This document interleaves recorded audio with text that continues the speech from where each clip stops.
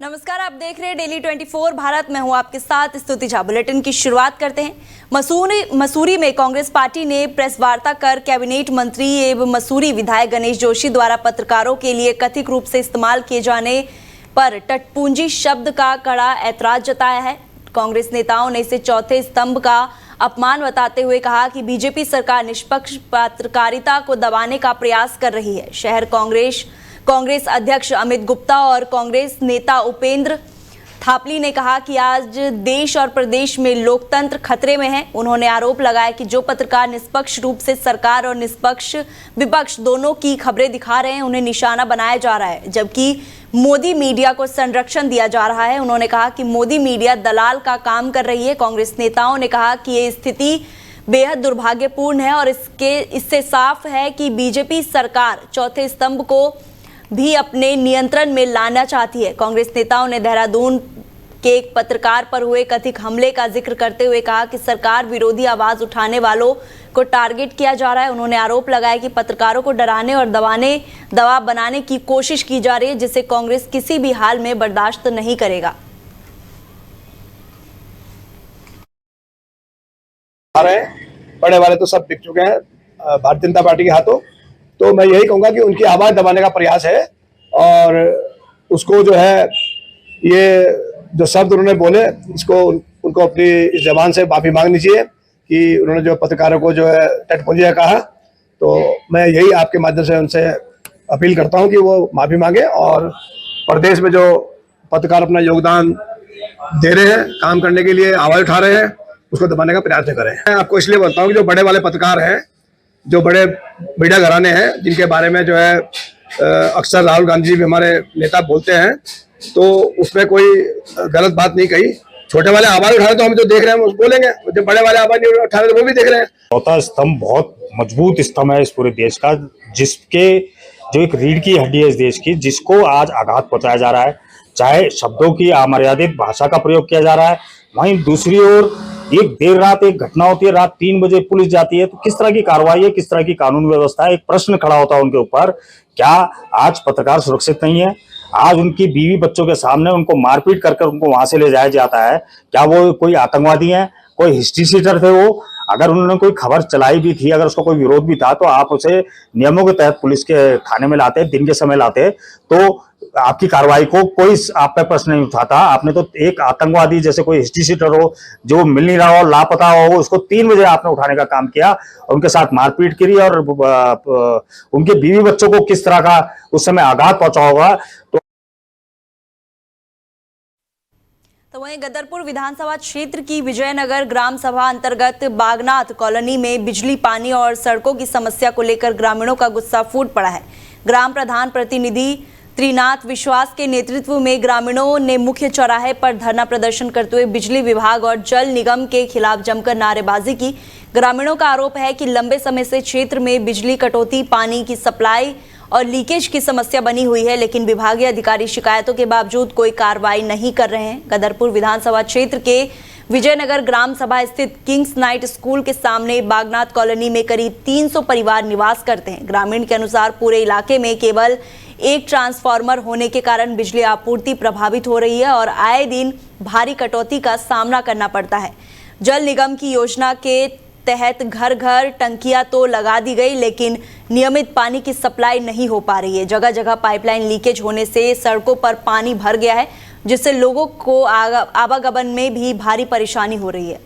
हमारी बिजली विभाग से एक ही विनती है कि हमारे यहाँ लाइट देनी चाहिए। बिल्कुल लाइट काटी जा रही है, यहाँ पे लाइट नहीं दे रहे हैं और लाइट वालों से कहना है कि हमें लाइट दें और लाइट बार बार ना काटी जाए। और पानी वालों से भी हमें कहना है कि पानी यहाँ पे बह रहा है, ना कोई देखने आते हैं, नल टूटे पड़े हैं, पानी की कोई व्यवस्था नहीं है।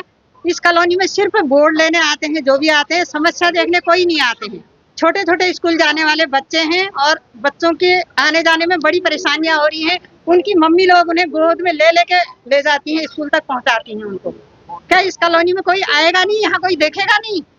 हमारे यहाँ से आदमी लोग, हमारे भाई लोग, हमारे चाचा ताऊ लोग, जो भी हैं बुजुर्ग लोग, सब बार बार जाते हैं, बार बार अपनी परेशानियां सबके आगे रखी जाती है, पर सुनने वाला यहाँ पे कोई भी नहीं है। क्यों ऐसा हो रहा है इस कॉलोनी में? क्यों नहीं यहाँ पे कोई सुनने आता, क्यों नहीं कोई देखने आते हैं यहाँ पे, क्यों लाइट नहीं दी जा रही, क्यों पानी की व्यवस्था है। देखो आज कब 2 महीने हो गए हैं, कोई नहीं आ रहा है यहाँ पे देखने के लिए।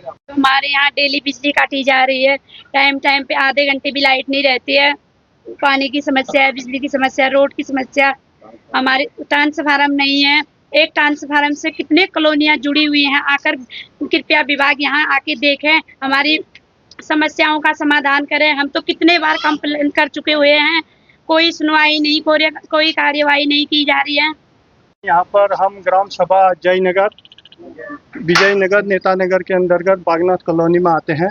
हमारी मुख्य मांगें इस प्रकार है कि हमारा जो ये एक ट्रांसफार्मर लगा हुआ है यहाँ पर, तो इससे जो है 5-6 कॉलोनियाँ कटी हैं यहाँ पर, सब में इसी ट्रांसफार्मर से लाइट दिया गया है, जिससे हमारे पूरी घरों में लाइट की बड़ी समस्या हो रही है। बगल में एक कॉलोनी है जो सामने दिखाई दे रही है, आप इसकी फोटोग्राफी ले लीजिए। इसमें न तार दिया गया है, न कोई ट्रांसफार्मर दिया गया है, केवल जो है 500-600 मीटर तक जो है करीब मतलब 200 मीटर 300 मीटर तक खाली केबल से तार लेके बिजली विभाग ने उनको कनेक्शन दिया है।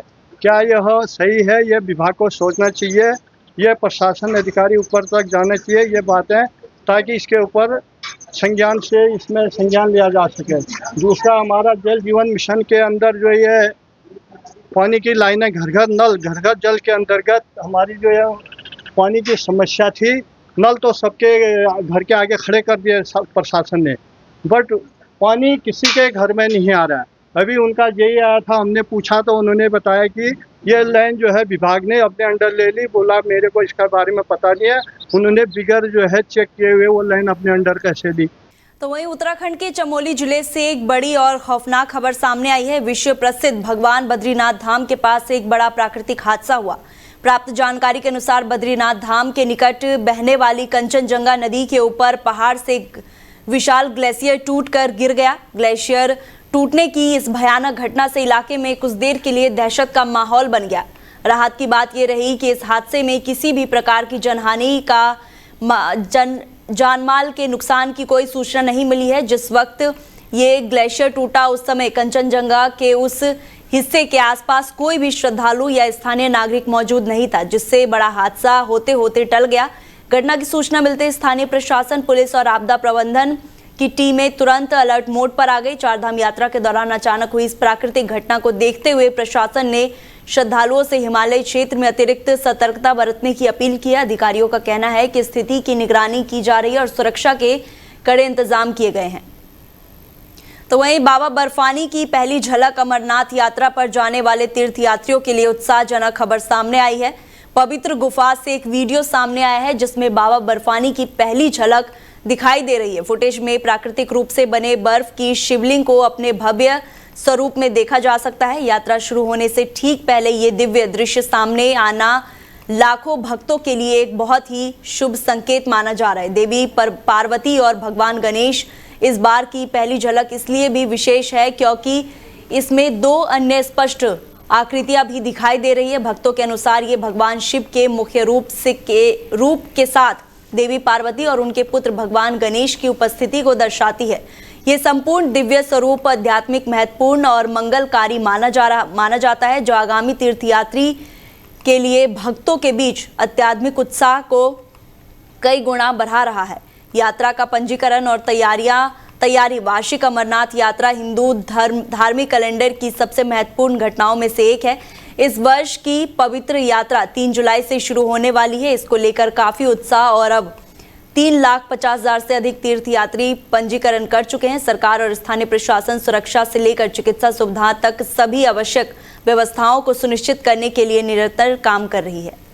तो वहीं उत्तराखंड के पर्यटन, सिंचाई एवं लोक निर्माण मंत्री सतपाल महाराज ने मसूरी स्थित सोहम हिमालय सेंटर का दौरा कर वहां स्थापित संग्रहालय का निरीक्षण किया। उन्होंने उत्तराखंड की संस्कृति और विरासत को सहेजने के प्रयासों की सराहना करते हुए अल्फा 2 ओमेगा उत्तराखंड का अनूठा संग्रह बताया।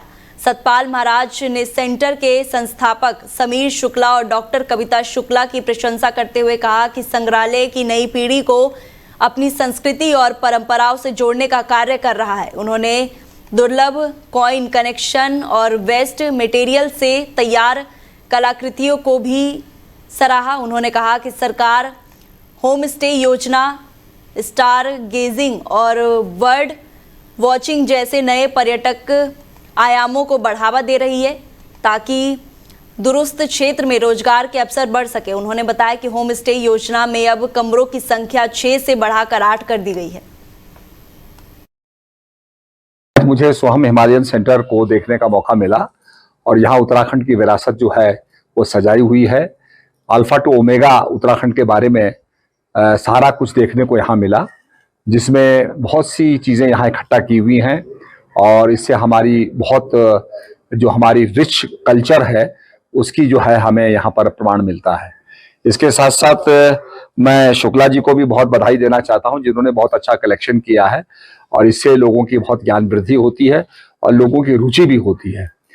इसके साथ साथ जो मैंने उनका कॉइन कलेक्शन देखा है बड़ा अद्भुत है और जिसमें हमारे फर्स्ट डे कवर्स भी हैं, तो बड़ा अच्छा वो एक मैं समझता हूँ कि फिलेटली के अंदर बहुत अच्छा एक प्रयास है। कॉइन्स का मैंने देखा, वो भी बड़ा अच्छा प्रयास है और बहुत सी पूजा की चीजें, जड़ी बूटियां रखी हैं, तो सभी कुछ उत्तराखंड का यहाँ देखने को मिलता है और मैं समझता हूँ कि यहाँ के पर्यटकों को यहाँ आकर के ये जो हमारा हिमालयन सेंटर है।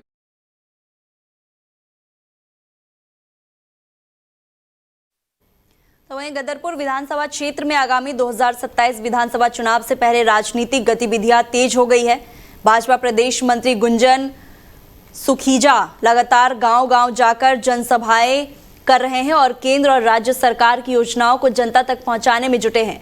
अमृतनगर गांव में आयोजित जनसभा के दौरान गुंजन सुखीजा ने कहा कि धामी सरकार ग्रामीण क्षेत्र में चौमुखी विकास कर रही है और विकास कार्यों में कोई कमी नहीं आने दी जाएगी। इस दौरान कई युवाओं ने बीजेपी सरकार की सदस्यता भी ग्रहण की। गदरपुर विधानसभा क्षेत्र के अमृतनगर गांव में आयोजित जनसभा में बीजेपी प्रदेश मंत्री गुंजन सुखीजा ने केंद्र की मोदी सरकार और प्रदेश की धामी सरकार की जन कल्याणकारी योजनाओं को जनता के सामने रखा। उन्होंने कहा कि डबल इंजन सरकार गांवों के विकास के लिए लगातार काम कर रही है और आने वाले समय में क्षेत्र और अधिक विकास कार्य कराएगी। जहां जाएंगे वहीं 2027 विधानसभा चुनाव को देखते हुए बीजेपी नेता ग्रामीण क्षेत्रों में अपनी सक्रियता बढ़ा रहे हैं। गुंजन सुखीजा लगातार गांव-गांव पहुंचकर बीजेपी की नीतियों का प्रचार कर रहे हैं और लोगों को पार्टी से जोड़ने का काम कर रहे हैं। जनसभा के दौरान कई युवाओं ने बीजेपी की सदस्यता ग्रहण करते हुए डबल इंजन सरकार के समर्थन की बात भी कही। आज हमारे अरजीत भाई के यहाँ ये प्रोग्राम था, जनता से भेंट हुई है, जनता की जो समस्या उसका हल किया जाएगा और हमारे गुंजन भाई और प्रीत ग्रोवर जी ने पूरा आश्वासन दिया है जो समस्या उसका जल्दी हल किया जाएगा और कोई समस्या को छोड़ा नहीं जाएगा। और बताओ, कभी कहीं ना कहीं कुछ मन मिटाव क्या है? मन मिटाव क्या, वो आदमी ऐसा है वो पीछे घुमा के फिर मारता है। वो आदमी कौन है? वो भी है, वो समझ गए। कौन है बताइए ना। पांडे जी। क्या है? वो उसके साथ सब घुमाते हैं, फिर उसके एकदम ही सबको काट फाट के सड़क। वो आदमी आज तक किसी को अपने साथ वाले को बढ़ने नहीं दिया। हरजीत सिंह भी इतना हमारा किसान चल रहा था, किसानों का 10-15 आदमियों के अंदर हरजीत सिंह भी गया था मिलने के लिए वहाँ। एक इतने अपने सरदार पूरे किसान यूनियन को छोड़ के इतनी कुर्बानी दी, आज उसके साथ क्या किया बीडीसी में, उसको हरवा दिया बेचारे को। ये कभी धोखा नहीं, उनका काम ही धोखा करना। मेरा पर्चा खारिज करवा दिया 18 में, मेरे यहीं बैठना, मेरा ही पर्चा करा दिया। जैसी करनी वैसी भरनी बाहर हैं और भगवान की कृपा रही पाएंगे। कभी यही अरविंद पांडे जब हम स्वागत करते थे, बात हम स्वागत भी करते थे, इज्जत भी करते थे, पर हमें क्या पता ये धोखेबाज आदमी है, मतलब कुल मिलाकर धोखेदारी करता है। इसकी बाजपुर से स्थिति है धोखा करना, यही काम किए और क्या काम किया। आज हमारे पार्टी के कार्यकर्ता हरजीत सिंह जी ने हमें अपने आवास पे आमंत्रित किया और हमारी यहाँ पार्टी के बहुत ही पुराने कार्यकर्ता, बहुत वरिष्ठ कार्यकर्ताओं से हमारी भेंट हुई है और आप देख रहे हैं कि गदरपुर विधानसभा में बहुत से ऐसे विकास कार्य हैं जो रुके हुए हैं और काफी लंबे समय से रुके हुए हैं। आज हमने यहाँ के अपने कार्यकर्ताओं के साथ भेंट वार्ता करी है और उनकी समस्याओं को सुना है और उनके द्वारा बताया गया कि जो विकास कार्य रुके हुए हैं उनके बारे में हमारी चर्चा हुई है और जल्द ही हम प्रयास करेंगे कि जो विकास कार्य रुके हों। तो वहीं उत्तराखंड के मैदानी क्षेत्रों में गर्मी का प्रकोप जारी है। दिन भर चटक धूप और गर्म हवाओं के कारण लोगों को भीषण गर्मी का सामना करना पड़ रहा है। मौसम विभाग ने चेतावनी दी है कि अगले 2-3 दिन में अधिकतम तापमान में से 1 से 3 डिग्री सेल्सियस तक वृद्धि हो सकती है, जिससे गर्मी के तेवर और तल्ख होने के आसार हैं। 2 दिन बाद हरिद्वार, उधम सिंह नगर और देहरादून समेत 6 जिलों में हीट वेव की स्थिति बनने की आशंका जताई गई है। प्रदेश के पहाड़ी क्षेत्रों में हुई हल्की बारिश और ऊंचाई वाले इलाकों में बर्फबारी के कारण वहां लोगों को गर्मी से कुछ राहत मिली है और तापमान में मामूली गिरावट दर्ज की गई है, लेकिन मैदानी क्षेत्रों में पारा अभी भी सामान्य से काफी अधिक है और दोपहर में तपिश पसीने छुड़ा रही है। दून में दिन भर गर्म हवा के थपोड़े से बेहाल कर रहा है।